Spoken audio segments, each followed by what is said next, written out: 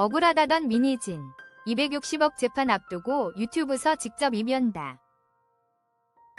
SBS 연예뉴스 강경윤 기자. 그룹 뉴진스와 대외적으로 선을 그은 민희진 전 어도어 대표가 다시 한번 입을 연다.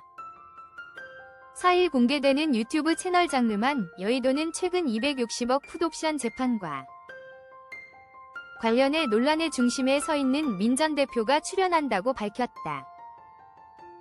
장르만 여의도가 공개한 썸네일에는 260억 재판, 사생결단이라는 문구가 전면에 등장해 민 전 대표가 법적 공방의 쟁점을 직접 언급할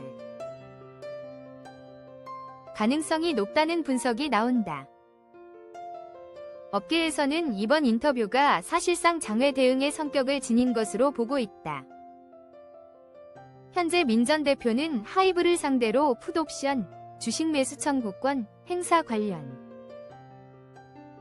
260억 원 규모의 주식 매매 대금 청구 소송을 진행 중이며 동시에 하이브는 민 전 대표와 관계자 2명을 상대로 주주간 계약 해지 확인 소송을 제기한 상태다.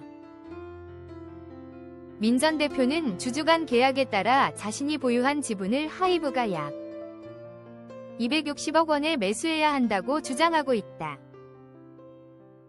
반면 하이브는 민 전 대표가 경업금지 조항을 위반했다는 입장을 고수하며 풋옵션 행사 자체가 무효라는 논리로 반박해왔다.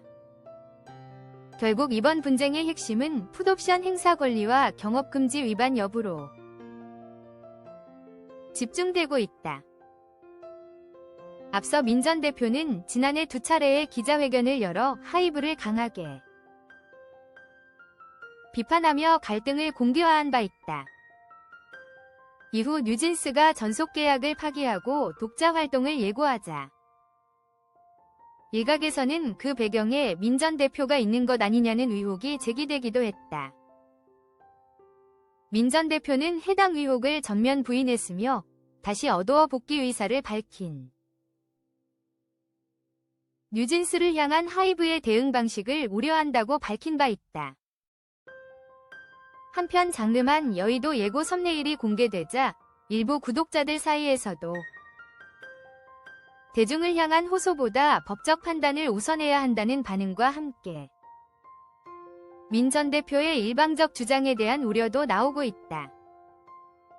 이처럼 민희진 전 어도어 대표와 하이브 간의 갈등은 단순한 계약 분쟁을 넘어 K-엔터테인먼트 산업의 구조적 문제를 드러내고 있다. 민 전 대표의 이번 유튜브 출연은 법정 밖에서 여론을 형성하려는 전략으로 해석될 수 있으며 이는 지난 2024년부터 이어진 민희진 대 하이브 대결에 새로운 국면을 예고한다. 민희진은 2021년 하이브 산하 레이블 어도어의 대표로 영입된 이후 뉴진스라는 글로벌 걸그룹을 성공적으로 론칭하며 업계에서 프로듀서의 여왕으로 불렸다. 그러나 2024년 4월 하이브가 어도어 내부 문건을 통해 민 전 대표의 독립 레이블 설립 의혹을 제기하면서 갈등이 폭발했다. 민 전 대표는 즉시 기자회견을 열고 하이브가 뉴진스의 성공을 질투하며 견제를 해왔다고 반박. 이로 인해 주주간 계약 위반 여부가 쟁점이 됐다. 특히 풋옵션 조항은 민 전 대표가 어도어 지분 75%를 하이브에 매각할 권리를 부여한 것으로 어도어의 영업이익에 기반한 260억 원 규모의 대금 청구가 핵심이다. 하이브 측은 민희진이 경업금지 조항을 위반해 계약이 자동 해지됐다며 대금을 지급할 의무가 없다고 주장한다. 이 분쟁은 2025년 들어 법정 공방으로 이어졌으며 지난 6월 첫 변론기일에서 하이브는 뉴진스 빼가기 계획 증거를 제시해 민 전 대표를 압박했다.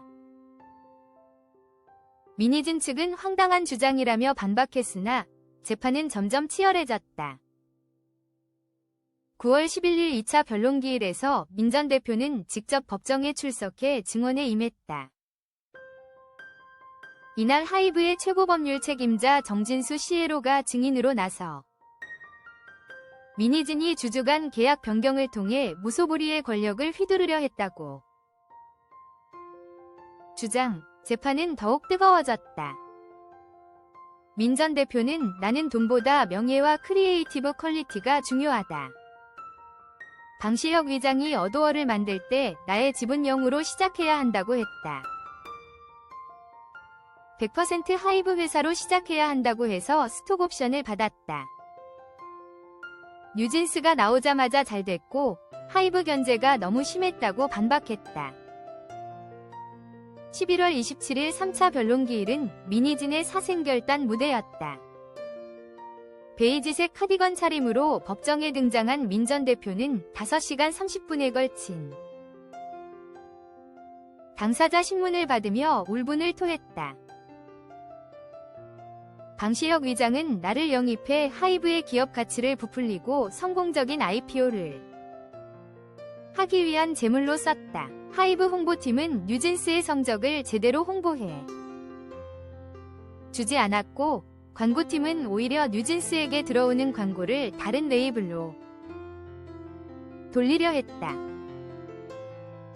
또 박지원 전 하이브 대표가 주재한 술자리에서 타 계열사 대표가 위장님이 하는 팀, 르세라핌이 무조건 잘 돼야 한다. 민희진 팀이 잘 되면 기강이 흐려진다는 취지의 발언까지 했다고 폭로했다. 민 전 대표는 눈물을 흘리며 하이브에 있는 하루하루가 지옥 같았지만 뉴진스 때문에 견뎠다. 뉴진스를 세계적인 팀으로 만들 자신도 있었고 그럴 노래도 있었다고 고백했다. 판사는 감정 표출을 자제하라고 제지했으나 민 전 대표의 증언은 재판의 하이라이트였다. 템퍼링 의혹에 대해서는 하이브와 유착된 매체의 기사에 대해 내가 대응을 왜 해야 하나 싶다. 대응을 안 했으니까 할 말이 없는 거라고 하면 내가 억울하다고 밝혔다. 이 재판 과정에서 뉴진스 멤버들의 행보도 주목받았다. 뉴진스는 전속계약 유효 확인 소송 1심에서 패소한 후 어도어 복귀 의사를 밝혔으나 일부 멤버만 공식 복귀를 결정했다. 해린과 혜인의 복귀는 확정됐지만 다니엘, 민지, 한이는 개별 면담 후 최종 합류 여부가 미정이다. 민희진은 재판에서 뉴진스 멤버들을 종용한 적 없다. 지시한다고 들을 애들 아냐. 그 애들은 스스로 결정할 수 있는 어른들이라며 선을 그었다. 이 발언은 민 전 대표가 뉴진스와의 관계를 재정립하려는 신호로 보인다. 그리고 이제 민희진은 법정 밖으로 시선을 돌린다. 장르만 여의도는 JTBC의 유튜브 채널로 2023년 11월 첫 방송된 정치 시사 토크다. 진행자 정영진의 날카로운 진행으로 유명하며 구독자 20만 명을 돌파한 인기 콘텐츠다. 이번 인터뷰는 장르만 인터뷰 코너로 진행될 예정이며 민희진의 5시간 신문 내용을 중심으로 재판 심경을 풀어낼 것으로 예상된다. 업계 전문가는 이 인터뷰는 민희진의 대중적 지지 기반을 강화하려는 전략이라고 분석했다. 실제로 민희진의 기자회견 후 팬덤 버니즈의 지지가 폭발적으로 증가했으며 이번 출연으로 여론을 더 모을 가능성이 크다. 그러나 일부에서는 재판 중 장외 발언은 불리할 수 있다고 우려한다. 특히 구독자 반응 중 대중 호소보다 법적 판단 우선이라는 의견이 상당수다. 민희진의 이번 행보는 단순한 인터뷰를 넘어 그녀의 미래 비전을 드러낼 기회가 될 전망이다. 최근 민 전 대표는 새 소속사 OK 레코즈를 설립하고 신예 발굴 오디션을 개최했다. 국적 성별 무관이라는 조건으로 뉴진스 이후 새로운 걸그룹을 론칭할 포부를 보였다. 이 오디션은 미니진의 크리에이티브 본능이 여전함을 증명하며 하이브와의 분쟁 속에서도 그녀의 열정이 식지 않았음을 보여준다. K-팝 산업에서 프로듀서의 역할은 점점 중요해지고 있다. 미니진 사태는 대형 기획사와 크리에이터 간의 권력 구조를 제고하게 만들었다. 하이브는 BTS, 뉴진스 등 스타를 보유한 글로벌 엔터지만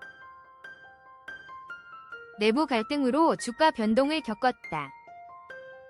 2025년 3분기 하이브의 영업이익은 전년 대비 25.4% 감소한 542억 원을 기록, 미니진 분쟁의 여파로 분석된다. 반면 미니진은 나는 재물로 쓰였다는 주장을 통해 하이브의 IPO 전략을 비판, 업계에 파장을 일으켰다. 이번 유튜브 출연은 이러한 맥락에서 미니진의 반격으로 읽힌다. 인터뷰에서 그녀가 재판의 세부 사항을 어떻게 풀어낼지, 뉴진스와의 관계는 어떻게 진화할지 주목된다. 미니진의 눈물과 울분은 단순한 개인적 고통이 아니다. 그것은 K-팝의 창작자들에게 던지는 메시지, 크리에이티브를 지켜라는 외침이다. 재판은 12월 18일 변론 종결을 앞두고 있으며 판결은 2026년 초 예상된다. 미니진의 목소리가 법정과 여론을 어떻게 흔들지 지켜보자. 한편 장르만 여의도 채널은 정치 시사 외에도 엔터테인먼트 이슈를 다루는 코너를 확대 중이다. 이번 미니진 출연은 채널의 새로운 시도로 조회수 폭발을 기대하게 한다. 미니진의 인터뷰는 4일 오전 11시 라이브로 진행되며 유튜브 검색 장르만 여의도로 확인 가능하다. 이 사태는 K엔터의 미래를 가늠하는 바로미터가 될 것이다. 미니진, 그녀의 사생결단이 어떤 결실을 맺을지 기대된다.